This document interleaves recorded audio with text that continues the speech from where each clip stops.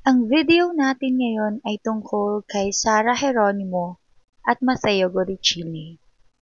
Sino ang mas mayaman sa kanilang dalawa? Nang ito ay tatalakayin natin sa video na ito. Kung bago ka sa channel na ito, pakiclick naman ng subscribe button para ma-update ka sa mga bago naming videos. At kung nagustuhan mo naman ang video na ito, ay pakiclick ng like button. Mateo Gorricini. Ipinanganak si Mateo sa Cebu City noong March 26, 1990. Isa siya sa tatlong anak ni Gianluca Gorricini, isang Italyano, at Glina Fernan, isang Filipina. Nakilala si Mateo sa pag-racing simula pa noong 11 years old pa siya. Nanalo siya ng maraming mga awards kasama na ang kanyang pagiging 3-time winner ng Carter of the Year Award. Si Mateo sa probinsya ng kanyang ina sa Cebu at para sa kanya ay may special na lugar ang Cebu sa kanyang puso. Dinescribe niya na ang Cebu ay ang kanyang home. Nagsimula ang lahat sa Cebu, ang kanyang pagiging race at atleta at kahit ang kanyang showbiz career. Family background. Ang tatay ni Mateo ay pinanganak sa Venice, Italy. Agad siyang nabighani sa Pilipinas. Nang bumisita siya noong 1970s, may nakasama si Mateo sa teleserye na ng Dolce Amore noon ay isa iyong katuparan ng hiling ng kanyang lolo na bumida si Mateo sa isang palabas na Italian. Kinunan ang mga eksena sa Dolce Amore sa Italia. Ang ina ni Mateo ay isang Fernan, isa sa pinakamalaking pamilya sa Cebu. Anak ng dating Cebu Provincial Prosecutor na si Vicente Fernan. Ang nanay ni Mateo ay si Glina Gorricini. Kamag-anak din nila Mateo si Mercida Fernan, ang nag-iisang tao na naninilbihan bilang Chief Justice at Senate President sa Pilipinas. Ang pinakamahabang Merceda Fernan Bridge sa Cebu ay pinangalan sa kanya. Pinsan din ni Mateo ang designer na si Nia Arcinas Banelik. Ang kapatid ni Mateo na si Georgia ay ikinasal kamakailan lang sa abogadong si Ian Dato na nagpatayo ng kanyang sariling law firm noong 2013. Si Dato ay dating Senior Undersecretary ng Department of Justice at Undersecretary from Political Affairs. Ang kasal nila ay dinaluhan ng malalaking pangalan ng high society sa Cebu, kasama na ang mga Lulier at Villarica. Sa kasal ni Georgia ay nag-maid of honor si Sarah Geronimo. Showbiz. Pribadong pamilya ang Gorricini family at noon ay ayaw ng mga magulang ni Mateo na sina Glina at Gianluca na pumasok si Mateo sa mundo ng showbiz.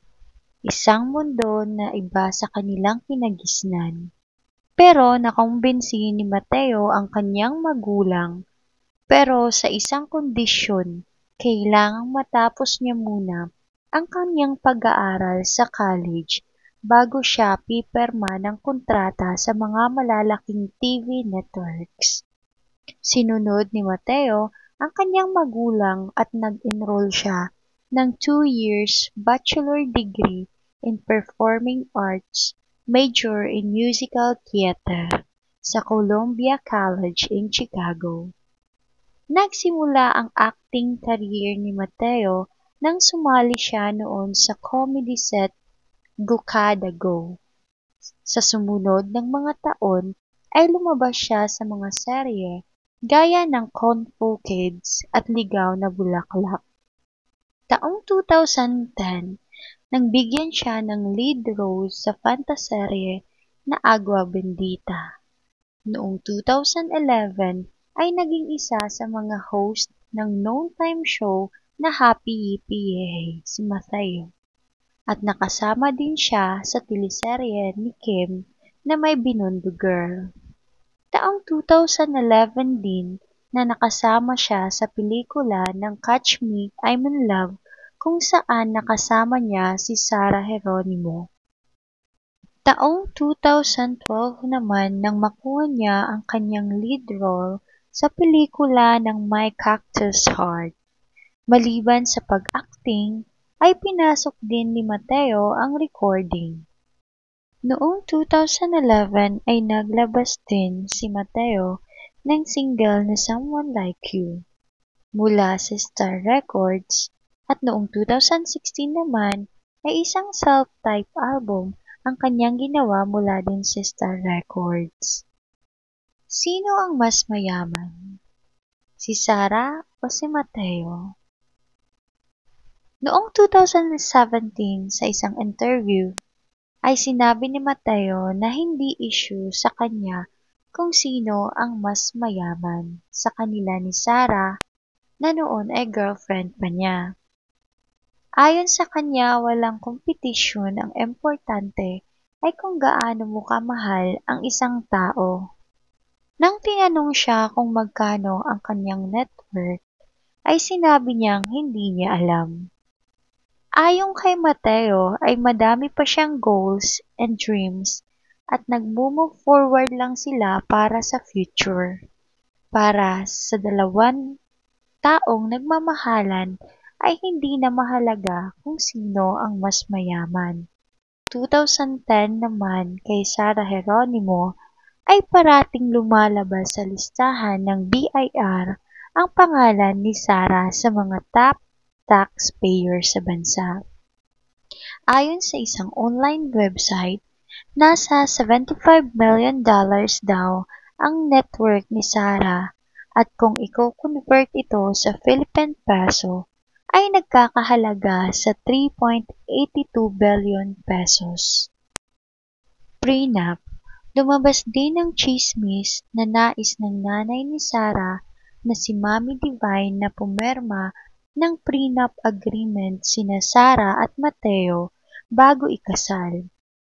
Nais din daw nito na ilipat sa kanyang pangalan ang lahat ng ari-arian ni Sarah Geronimo.